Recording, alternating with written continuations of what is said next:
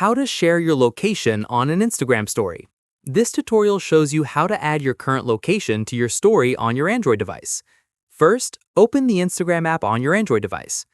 After that, tap on your profile icon at the bottom right of the screen to go to your profile.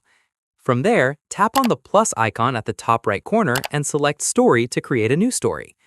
At this point, take a photo or video or swipe up to choose one from your gallery. In the next step, once your photo or video is loaded in the story editor, tap on the sticker icon at the top of the screen.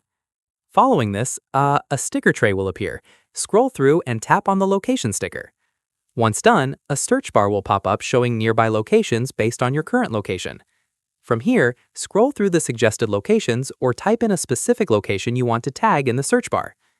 At this stage, tap on the location you want to add to select it.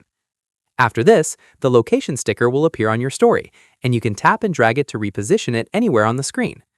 Once completed, pinch in or out on the sticker to resize it to your preference. Finally, tap on Your Story at the bottom left to post it, and your location will now be visible to everyone who views your story. And that's it! If this Instagram guide helped you share your location on your story, give it a like, subscribe for more Instagram tutorials, and tap the bell icon for updates. See you in the next one!